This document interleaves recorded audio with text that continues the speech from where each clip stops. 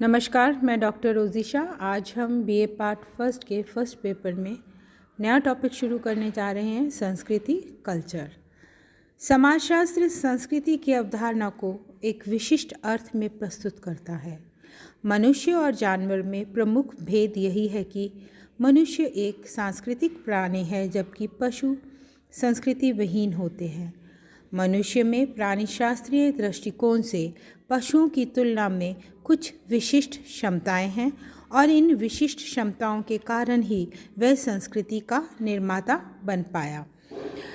ये विशिष्ट क्षमताएं इस प्रकार हैं। मनुष्य का अन्य प्राणियों की तुलना में अधिक विकसित मस्तिष्क होता है, जिसके माध्यम से वह सोचने की प्रक्रिया को और अधिक सशक्त रूप से प्रस्तुत करता है।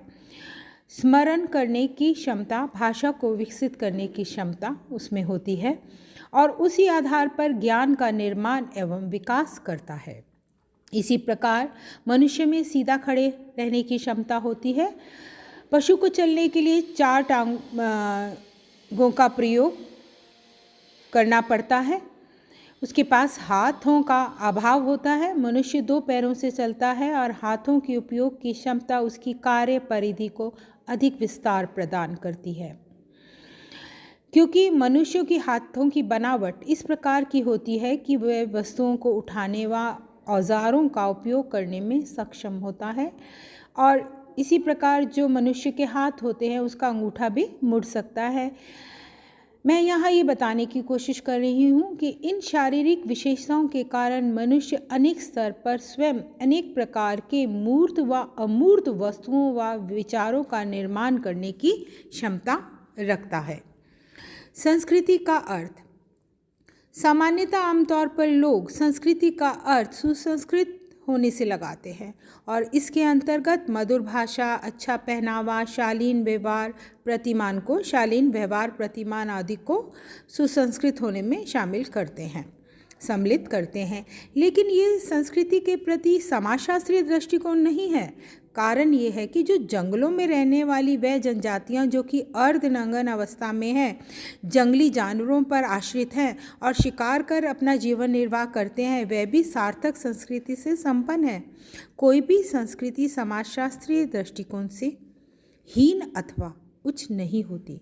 प्रत्येक संस्कृति अद्वितीय व विशिष्ट है, इसलिए उसकी तुलना उच्च निम्न के सोपान में रखकर नहीं की जा सकती। मानव संस्कृति के विभिन्न आयाम बचपन से सीखे जाते हैं। बच्चे वह सब सीखते हैं जिसे समाज के सभी सदस्य सीखने योग्य मानते हैं। इस मायने में बालक समाज के सामान्य सहभागिता युक्त अनुभव को आत्मसात करता है। हम शुरू से ये सीखते हैं कि कब खाना है, कौन से प्रकार की वस्तुएं खानी हैं, किस प्रकार खानी है, मंदिर में कैसे जाते हैं तथा शौच संबंधी आवश्यकताएं पूरा करने के क्या प्रतिमान हैं आदि। ये सब सीखकर समाजीकृत प्राणी बनता है बच्चा। इस संबंध में ब्रूम व सेल्जनिक के विचारों को जानते हैं। ब्रूम व सेल्जनिक के अनुसार समाज विद्वानों में संस्कृति शब्द का अर्थ मनुष्य की सामाजिक विरासत से लिया जाता है, जिसमें सभी प्रकार का ज्ञान, विश्वास, प्रथाएं तथा प्रज्ञा आती है, जिससे एक व्यक्ति समाज के सदस्य के रूप में ग्रहण करता है। जो व्यक्ति अन्य व्यक्तियों के संपर्क में नहीं आया है वह अपनी पूर्व पीढ़ियों द्वारा विकसित ज्ञान का भागीदार नहीं हो सकता, अतः संस्कृति विहीन होगा ऐसा मनुष्य। इसलिए मनुष्य को संस्कृति धारक पशु कहा गया है। मेलिनोवस्की के अनुसार संस्कृति प्राप्त आवश्यकताओं की एक व्यवस्था तथा उद्देश्य मूलक क्रियाओं की एक संगठित व्यवस्था है। मेलिनोवस्की के अनुसार संस्कृति के अंतर्गत जीवन के समग्र तरीके या ढंग आ जाते हैं जो व्यक्ति की शारीरिक, मानसिक तथा अन्य आवश्यकताओं की पूर्ति करते हैं और उसे प्रकृति के बंधनों से मुक्त करते हैं।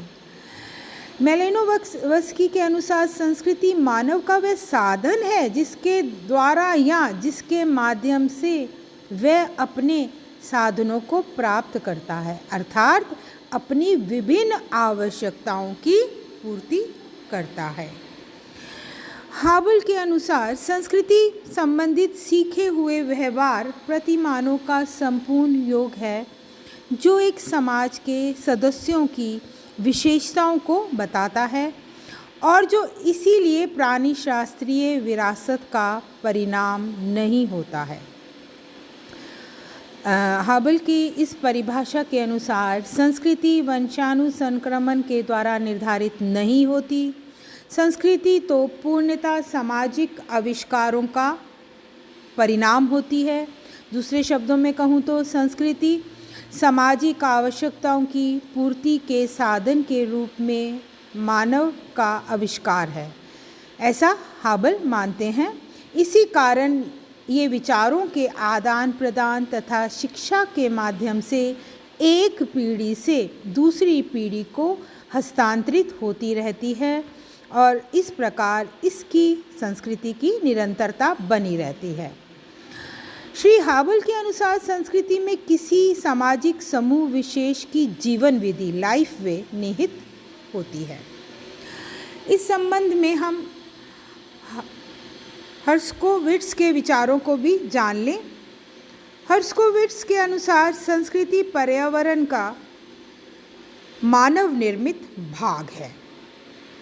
ये परिभाषा हमारा ध्यान इस सत्य की ओर आकर्षित करती है कि मानव जीवन दो प्रकार के पर्यावरणों में पलता है, पहला प्राकृतिक पर्यावरण और दूसरा सामाजिक पर्यावरण। मानव का संपूर्ण सामाजिक पर्यावरण ही उसकी संस्कृति है। इस सामाजिक पर्यावरण को मानव स्वयं बनाता है। इस निर्माण कार्य में प्राकृतिक घटनाओं या पर्यावरण का कुछ भी योग नहीं होता। ऐसी बात नहीं है कि प्राकृतिक घटनाओं या पर्यावरण का कुछ भी योग नहीं होता, ऐसी बात नहीं है। परंतु एक प्राकृतिक चीज़ से जो कुछ भी मानव बनाता है वह उसकी कृति होती है और उसके संपूर्ण योग से ही संस्कृति का निर्माण होता है। इसे एक उदाहरण द्वारा समझने की कोशिश कीजिए। मिट्टी एक प्राकृतिक वस्तु है, परंतु उसी मिट्टी से मनुष्य जब अपने लिए मूर्ति, बर्तन आदि बना लेता है तो वह सब उसकी संस्कृति के अंग बन जाते हैं। वायु या पानी या पहाड़ संस्कृति नहीं है, क्योंकि ये सभी प्राकृतिक पर्यावरण के अंग हैं और इनका निर्माण मानव ने नहीं किया है। संस्कृति के अंतर्गत तो संपूर्ण पर्यावरण के उस भाग की उन वस्तुओं को सम्मिलित करते हैं जिन्हें स्वयं मानव ने बनाया है। वस्तुओं से हमारा तात्पर्य केवल भौतिक वस्तुओं से नहीं है, बल्कि अभौतिक वस्तुओं से भी है। इस प्रकार संस्कृति में उपकरण, मशीन, आभूषण, मकान, औजार, प्रथा, परंपरा, कला, विचार, आचार, धर्म, भाषा आदि सभी यानी भौतिक और अभौतिक वस्तुओं का समावेश रहता है, क्योंकि इन सभी को मनुष्य ने बनाया है। अभी जो मैंने आपको के साथ परिभाषाएं साझा की, उन परिभाषाओं से स्पष्ट होता है कि संस्कृति शब्द का प्रयोग कुछ निश्चित अर्थों में किया जाता है। जैसे संस्कृति समस्त मानव जाति में एक समय विशेष में सामान्य जीवन के तरीके या जीवन यापन या रहन सहन के नमूने हैं। समाजों के एक समूह जिसमें थोड़ी बहुत अंत्यक्रिया होती है के रहन सहन के तरीके हैं। व्यवहार के प्रतिमान हैं जो एक समाज विशेष में विशिष्ट रूप से पाए जाते हैं। व्यवहार करने के विशिष्ट तरीके हैं जो बड़े और जटिल रूप में संगठित समाज के विभिन्न भागों में विशेष रूप से पाए जाते हैं। संस्कृति के गुण व विशेषताएं। सबसे पहले मैं आपको बताऊंगी, संस्कृति सीखी जाती है। जैसा कि मैंने अभी भी कहा, सीखे हुए व्यवहार प्रतिमानों के संपूर्ण योग को संस्कृति कहते हैं। प्रजातीय या शारीरिक विशेषताओं की भांति संस्कृति प्रजनन के माध्यम से व्यक्ति को प्राप्त नहीं होती, बल्कि वह जिस संस्कृति में जन्म लेता है उसे वह मतलब मानव सीखता है। मानव की भाषा व प्रतीकों के माध्यम से विचारों के आदान प्रदान की शक्ति इस बात की घोतक है कि वह दूसरों से संस्कृति के तत्वों को सीख सकता है। संस्कृतियों में भिन्नताएं इस कारण नहीं होती कि लोगों की जन्मजात क्षमताएं भिन्न भिन्न होती है, बल्कि इसलिए संस्कृति में भिन्नताएं होती हैं क्योंकि अलग अलग तरीके से उन्हें पाला पोसा जाता है। जन्म के समय बच्चों में संस्कृति संगत व्यवहार करने का कोई भी तरीका नहीं होता।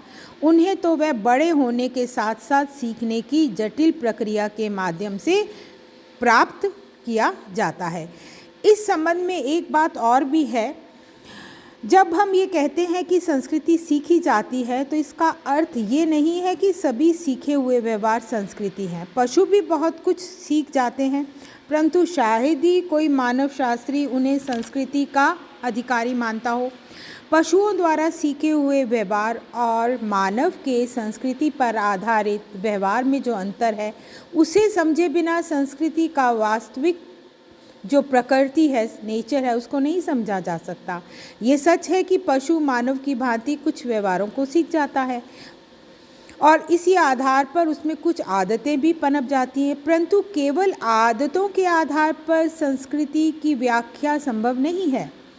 इस सत्य को अस्वीकार नहीं किया जा सकता कि संस्कृति में आदतों या व्यवहारों का समावेश रहता है, परंतु संस्कृति में निहित ये आदतें तथा व्यवहार प्रतिमान या व्यवहार के तरीके व्यक्तिगत आदतों तथा व्यवहारों से भिन्न हैं। वे आदतें तथा व्यवहार तरीके किसी व्यक्ति विशेष के नहीं, बल्कि एक समाज के सभी या अधिकतर सदस्यों की सामान्य आदतें तथा व्यवहार तरीके होते हैं।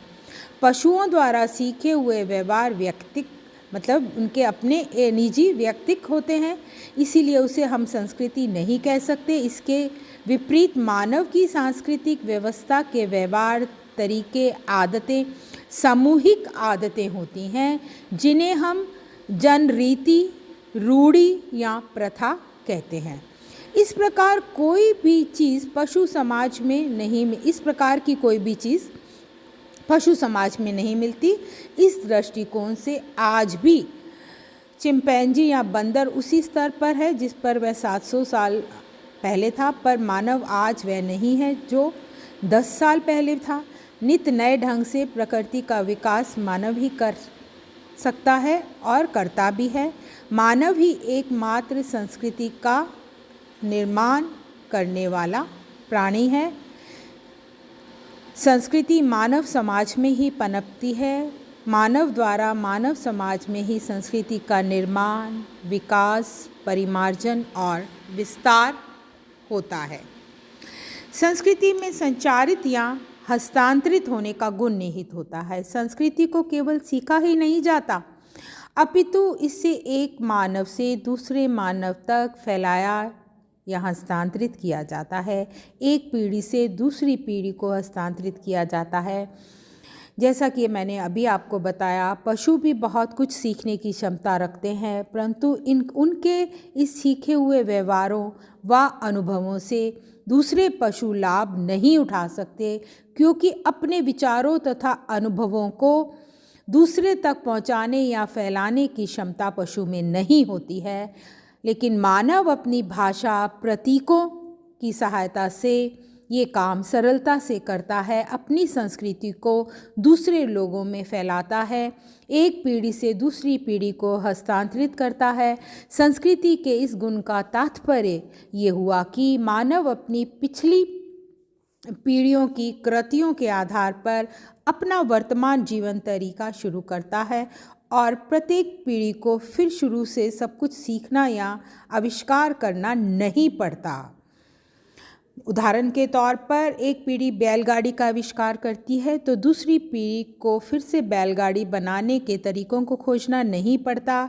वे अपनी पिछली पीढ़ी से बैलगाड़ी बनाने के तरीकों को सीख लेता है। इस प्रकार प्राप्त अनुभवों और ज्ञान के आधार पर बैलगाड़ी से अधिक उन्नत ढंग से यातायात के साधनों का आविष्कार करने का प्रयत्न करता है, जिसके फलस्वरूप आप जानते हैं साइकिल का, रेलवे इंजन का आविष्कार हो सका।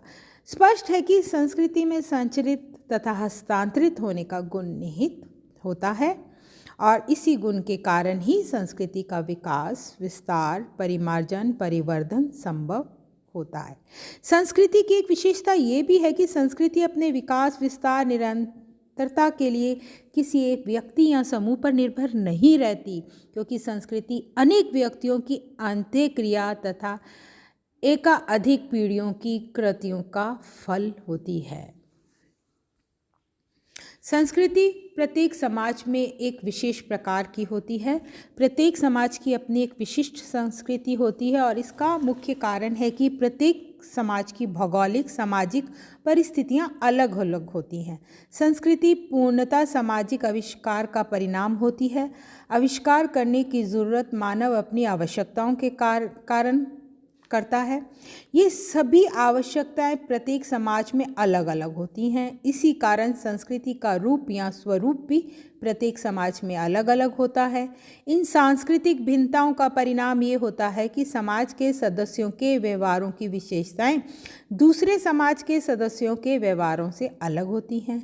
इतना ही नहीं, संस्कृति में परिवर्तन तभी होता है जब उस समय के विशिष्ट व्यवहारों में परिवर्तन होता है और इन विशिष्ट व्यवहारों में परिवर्तन सभी समाजों में एक सा नहीं होता।